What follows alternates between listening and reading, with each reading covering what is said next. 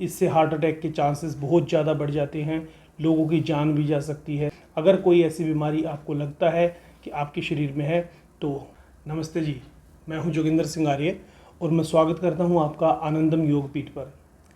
दोस्तों, आज के समय में एक बहुत ही खतरनाक बीमारी जो आप हर दूसरे तीसरे व्यक्ति को सुनने को मिलती होगी, जिसका नाम है हाई ब्लड प्रेशर। जी हाँ दोस्तों, बीपी यानी कि हाई ब्लड प्रेशर, अधिकतर लोगों में यह बीमारी सुनने को मिलती है। छोटी छोटी बातों पर लोगों का हाई ब्लड प्रेशर हो जाता है, लोगों का बीपी हाई हो जाता है और यह बहुत खतरनाक बीमारी है। इससे हार्ट अटैक के चांसेस बहुत ज़्यादा बढ़ जाते हैं, लोगों की जान भी जा सकती है। अपने स्वास्थ्य के प्रति जागरूक रहिए।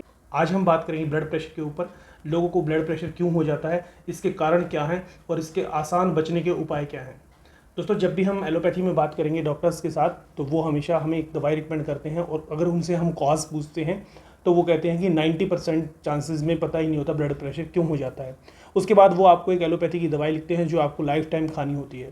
दोस्तों, ये तो कोई समाधान नहीं हुआ किसी भी समस्या से बचने के लिए।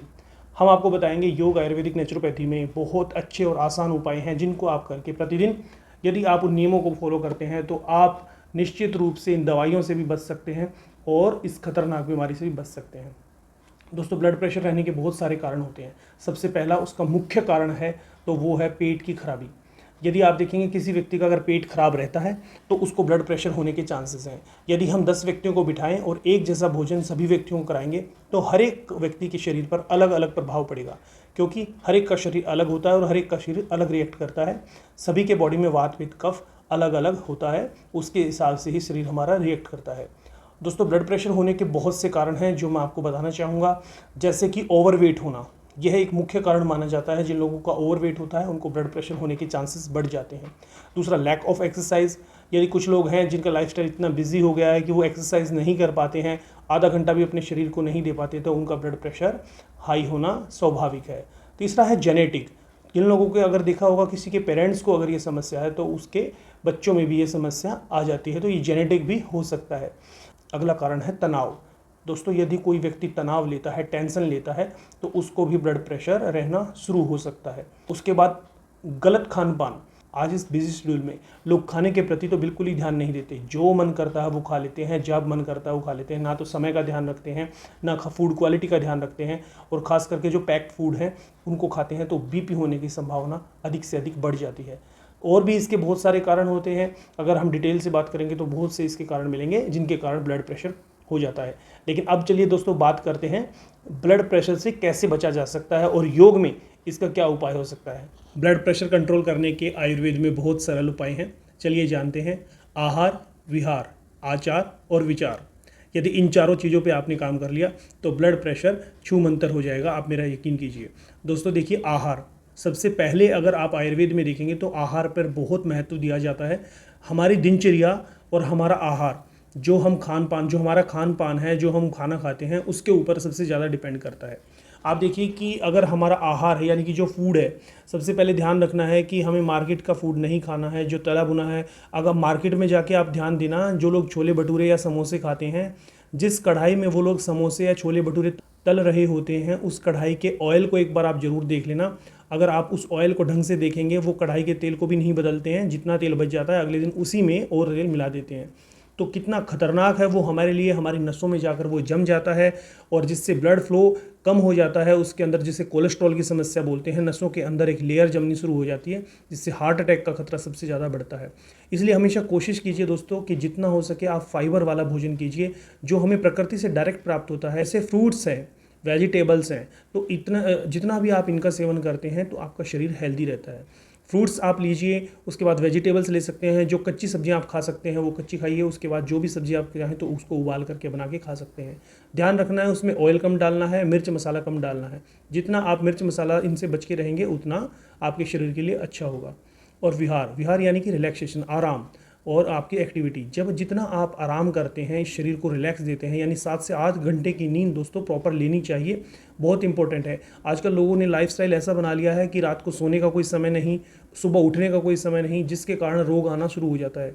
और आप देखना ये इमीडिएट आपको दिखाई नहीं देगा, लेकिन जैसे जैसे समय बदलेगा आपके शरीर पे उसका प्रभाव आना शुरू हो जाता है।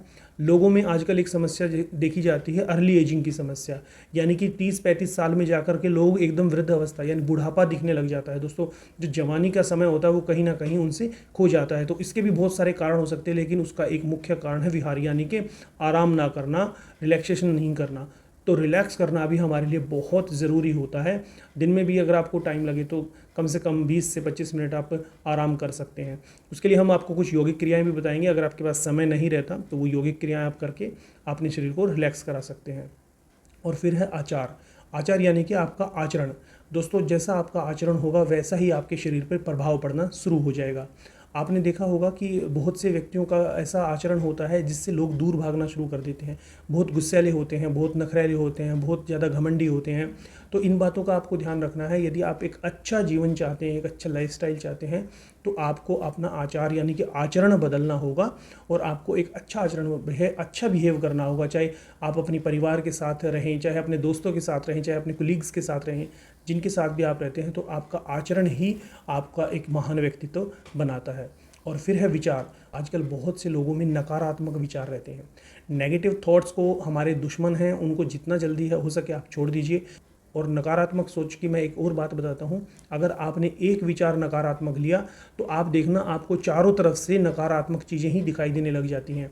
आपके अंदर बार बार ना चाहते हुए भी नकारात्मकता आने लग जाती है। तो इस चीज़ का आपने विशेष ध्यान रखना है। दोस्तों, आप जब भी किसी से बात करें एकदम ऊर्जा के साथ बात करें, पॉजिटिविटी के साथ बात करें। देखिए, हालात को आप नहीं बदल सकते, लेकिन आप अपनी मनोदशा को बदलेंगे तो आपको हालात बदले हुए नजर आएंगे। दोस्तों, अभी पिछले 2 सालों में हमने कितना पैंडेमिक देखा, कितने लोगों ने अपने परिवार के लोग खो दिए। लेकिन उसके बावजूद भी दोस्तों, अगर ये सकारात्मकता नहीं होती, ये एनर्जी नहीं होती, तो आज सर्वाइव करना सभी का मुश्किल हो जाता।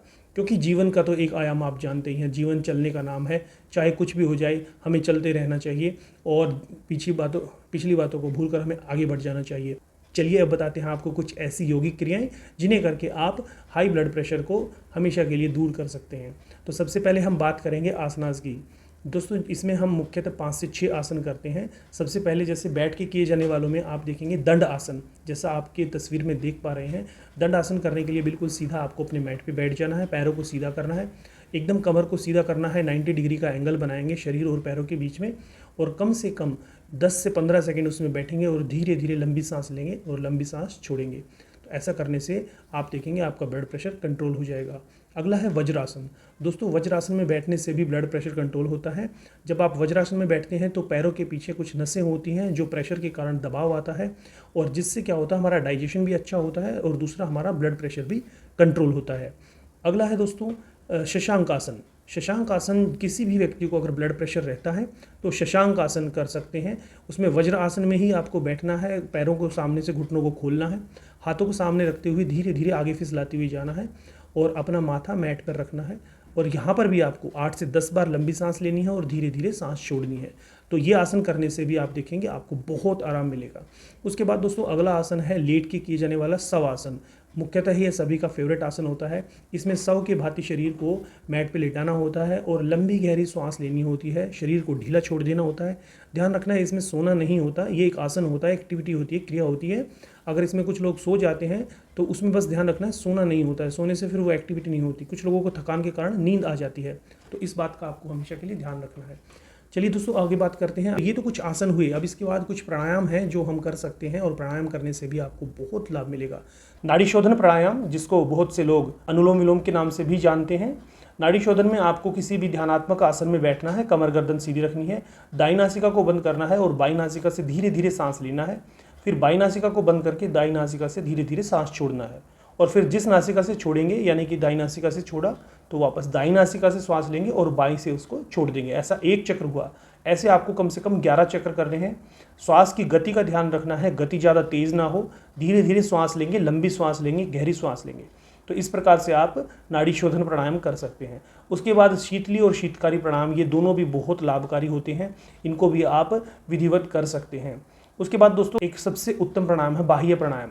जब भी आप ये सारे प्राणायाम करने के पश्चात आप सीधे कमर गर्दन सीधी करके बैठ जाइए उसके बाद श्वास को पूर्ण रूप से बाहर खाली करके रोक दीजिए और जितने सेकंड तक भी आप रोक सकते हैं 10, 15, 20, 25 सेकंड आप रोक के रखिए और फिर वापस जब दम घुटने लगे तो धीरे धीरे श्वास ले लीजिए। तो ये बाह्य प्राणायाम हुआ। इस प्रकार से ये आप प्राणायाम कर सकते हैं। और विपरीत करनी मुद्रा है, उस मुद्रा को भी आप करेंगे तो आप देखेंगे धीरे धीरे आपको ब्लड प्रेशर जैसी समस्या से निजात मिल जाएगा। मैं उम्मीद करता हूं आपको अधिकतर जानकारी मिली होगी इस वीडियो के माध्यम से। और दोस्तों एक काम आपने करना है, इस चैनल को सब्सक्राइब करना है और इस वीडियो को अपने दोस्तों के साथ शेयर करना है। हो सकता है ये जानकारी किसी के काम आ जाए। तो जुड़े रहिए आनंदम योगपीठ से। इस वीडियो को देखने के लिए आपका बहुत बहुत धन्यवाद।